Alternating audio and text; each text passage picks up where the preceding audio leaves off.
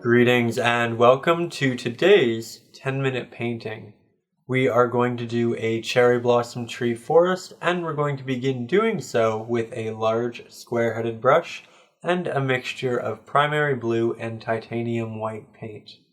I'm simply beginning with a fairly damp brush, and I'm applying this pigment atop the entirety of our sky. I'm even going over where I want my trees to be.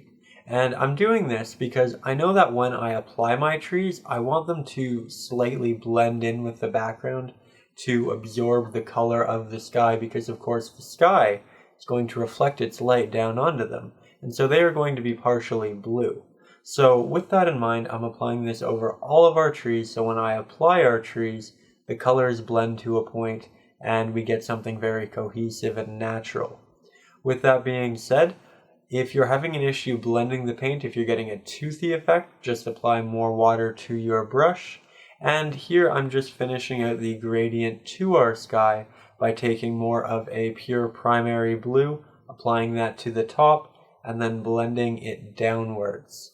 The goal here is to render a very smooth gradient, one without strokes or little imperfections and that sort of thing.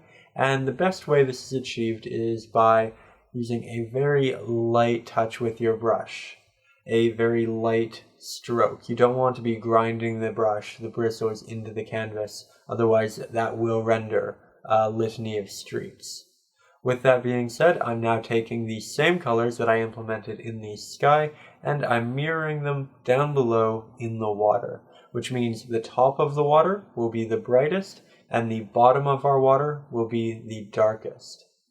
Then I'm going to take a mixture of pink, which is simply primary red and titanium white, and, well, a lot of titanium white, and I'm tapping it on where I want my farthest trees.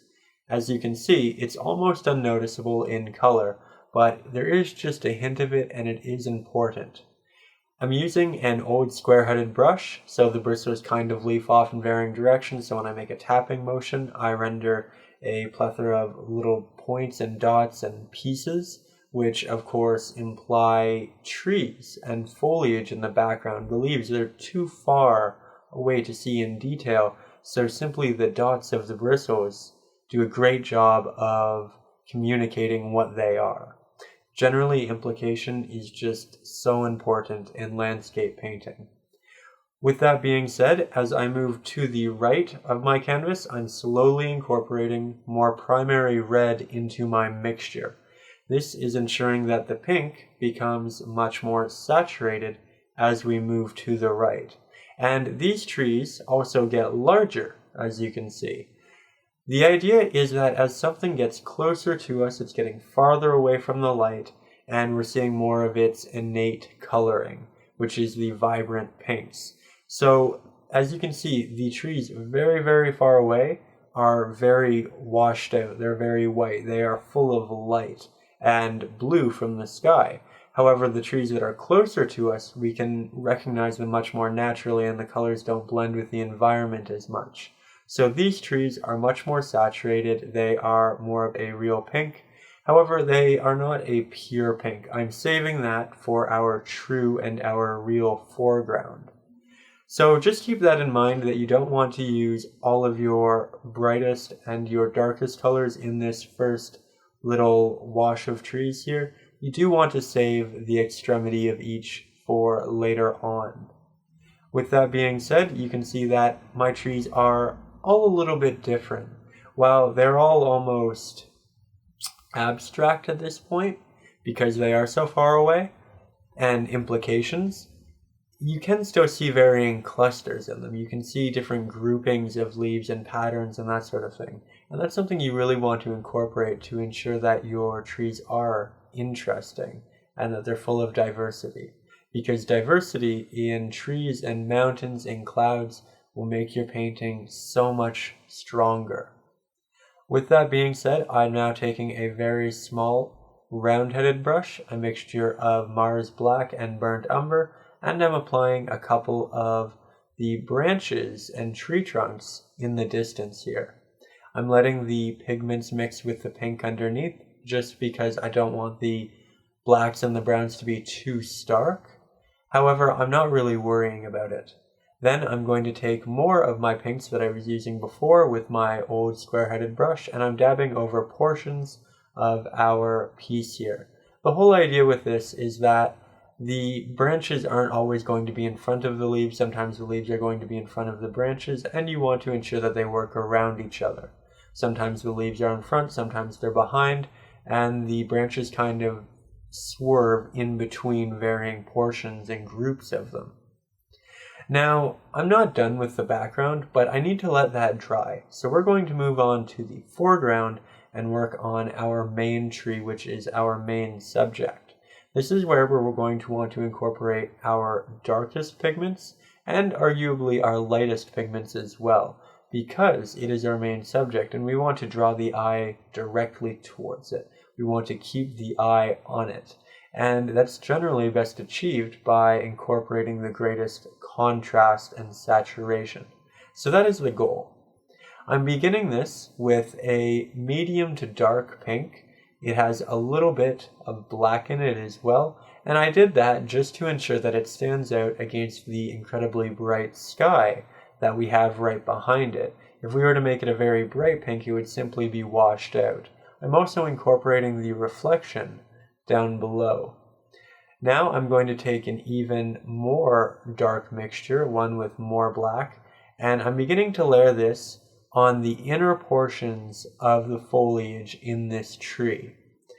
This is because the inner portions are going to be much more dense, less light is going to be passing through them, and so they're just going to be darker for that reason.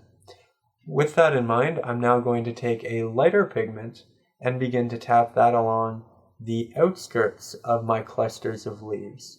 As more light will pass through them and they'll be more transparent, they'll adopt more light. We are just now creating a great contrast between the two by having the starkest pigments beside one another. They innately look a lot darker and brighter than they naturally would anyways. So the goal here is just to ensure that we're building a three-dimensional tree, which means we have dark tones, we have middle tones, and we have light tones. The light tones are on the outskirts, the darker tones are more near the center. It's also worth noting that I'm doing all of this in a tapping motion with my brush. What you should know is that as I raise my brush and it's in the air, I turn it slightly, one way or the other. This way, when I do another dabbing motion, the new set of implications that are made via the brush are entirely different than the one right next to it, which keeps it interesting and keeps it diverse, which is again the real goal here. We are now going to take a small square-headed brush with a mixture of Mars Black, burnt umber, and a good amount of water, and we're going to begin working on our branches, our tree limbs, and our tree trunks here for the foreground.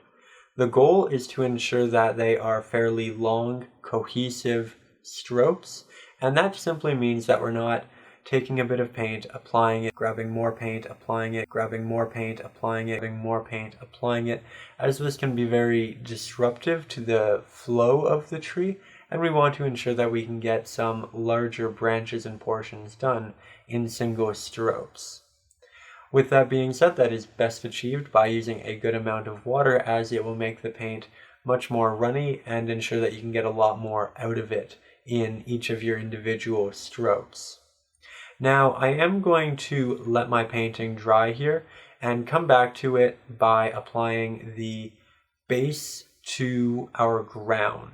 It's where our tree is perched, and I wanted to wait because I didn't want our pink to blend too much with the brown that I had just applied. So I didn't want it to look dirty, right? But the whole idea here is that all of the foliage from our trees has fallen and it has lined the ground. Now, innately we might think that's where we should put grass, or that should be green. However, we don't have any green in the rest of the painting, and if we were to implement it right there and only there, it would really stand out. It wouldn't look natural, although it might be. So sometimes it's important to take artistic liberties, and that simply means to do something that isn't in the photograph, in real life. It is to decide to step out of the realm of realism and make a change to whatever we're painting to aid the painting, because sometimes the composition in real life could be improved. Sometimes the colors in real life could be improved, and that's simply our prerogative to work with. So with that being said, I implemented some linear strokes in the water, predominantly horizontal with a titanium white, and that was just to show some movement down there. And then I'm taking my old square-headed brush with some more additional titanium white, and I'm applying that to the edges of my tree here.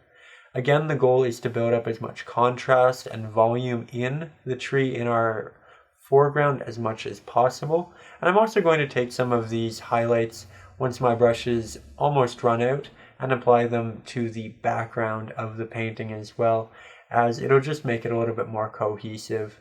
And you're probably so tired of hearing me say that, but it's so important. Now that's it at 10 minutes, but I did keep going. I had a couple more ideas and I wanted to share them with you. So this is actually more like a 13-minute painting, but you did see it at the 10-minute mark.